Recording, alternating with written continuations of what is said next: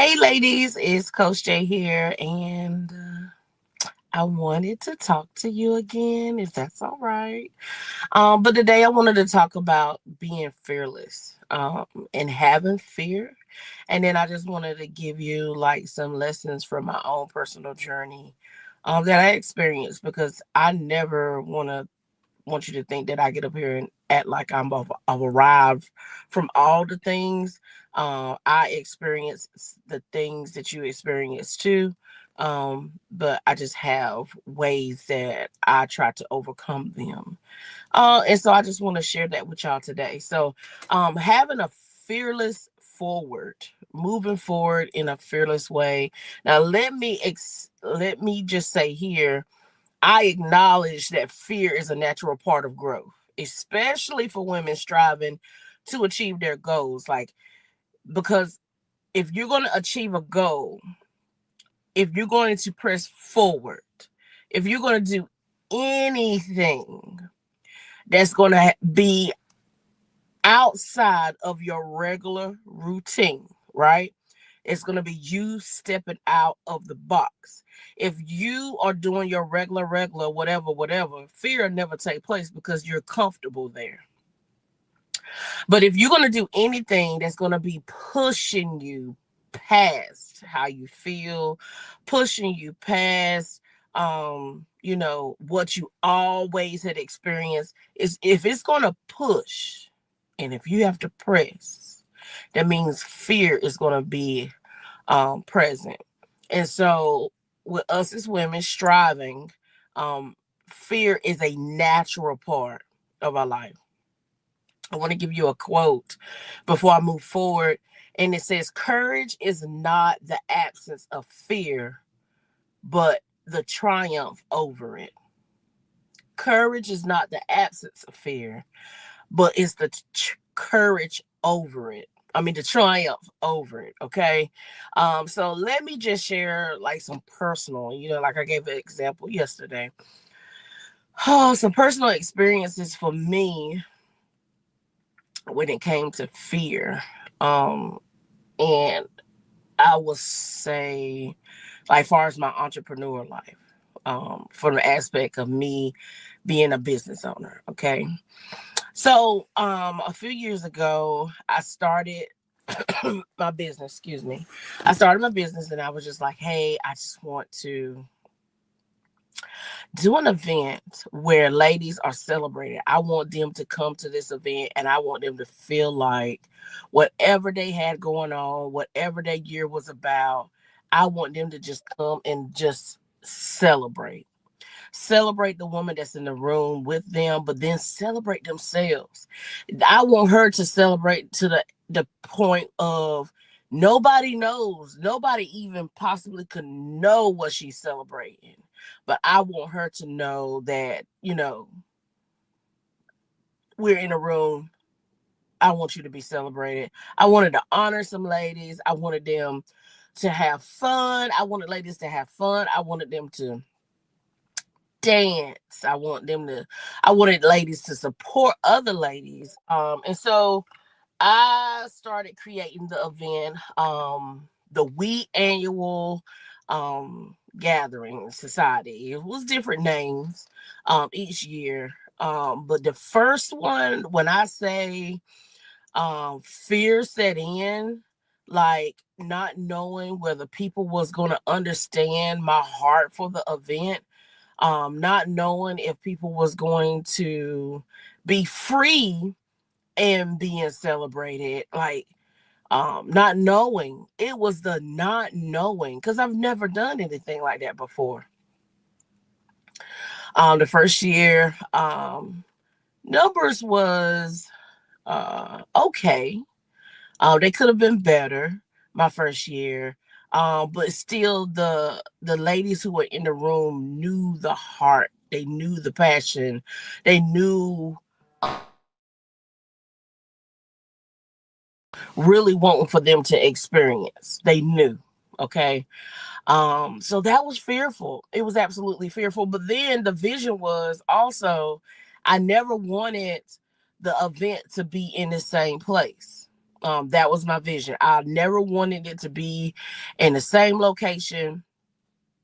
I want it to be um, where we can extend our reach to new ladies, more ladies. So it was, next year is going to be a different location. If we have it, I wanted it bigger and better. So every year I wanted to, my own personal goal was to have the event, it be bigger and better than the previous year. That was the goal. That is what um I was pushing for. Okay. So it happened.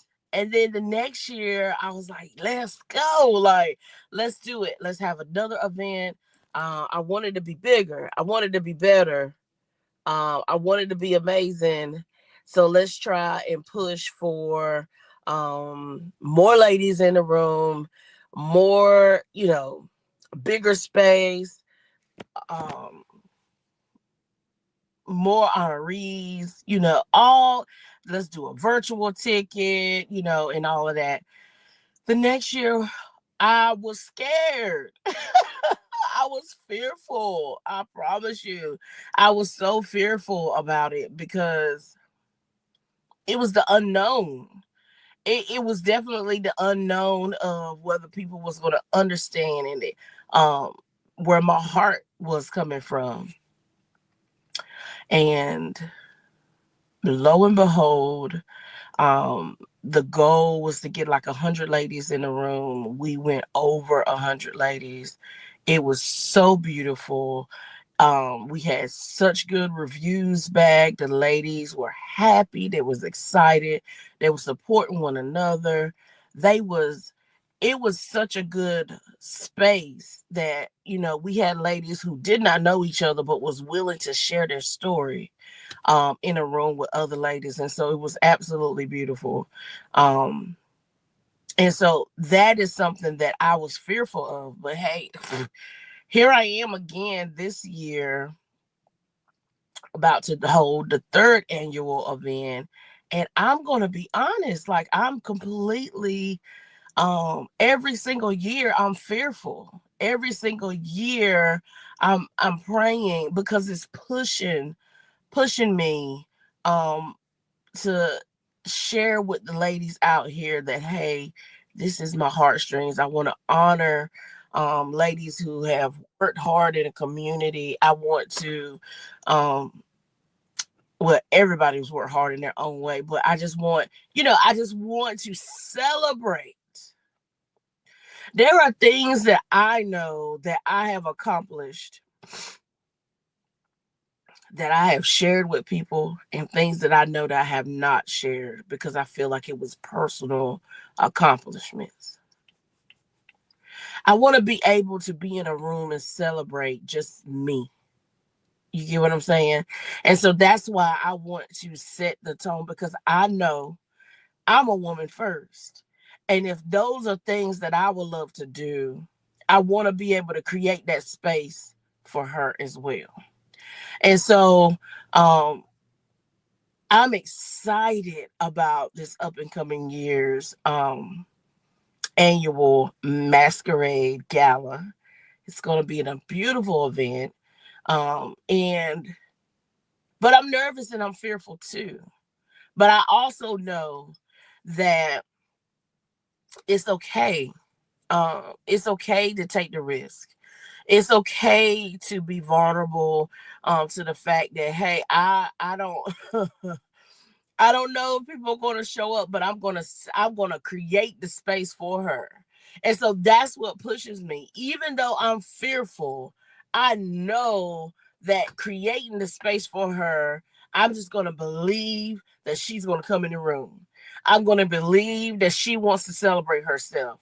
I'm going to believe that she is going to be coming, and she's going to bring her girls with her because she hears my heart. She knows that this is something that's going to be beautiful for her. And so I just take my fear and I push and I shift my mind. So yeah, although that the fear comes initially and it stays, somewhat there. I'm just more determined to stay in a positive space and a positive headspace that, hey, mm-mm, she's coming. And I'm going to be in that room and I'm going to celebrate her just as much as she's celebrating herself. And we're going to have a great and amazing and beautiful time. And it is going to um, be mind blowing. So I start affirming. I go from a fear to affirming that this is going to be a beautiful space. It's going to be an amazing night. She is going to be celebrated. She is going to be more empowered. She is going to be more excited. I start affirming. And so I start going into a space of believing those affirmations versus allowing that fear to take me to a place that is going to pull me in a hole that I'm just going to say, no, I'm not going to do. I'm not going to ever, and I ain't going to say I never used to, but I'm into a place now where fear has no power.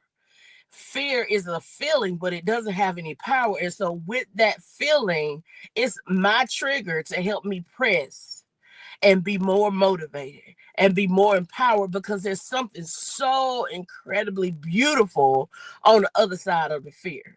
There's something so incredibly strong on the other side of the fear.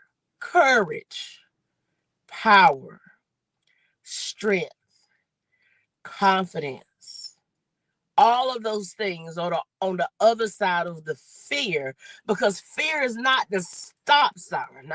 It's nothing for you to stop, but fear is basically the trigger to say, hey, yeah, let me come up with a plan. Let me come up with some small goals to help accomplish the bigger goal, the bigger end game, to get over this fear, because it doesn't have any power.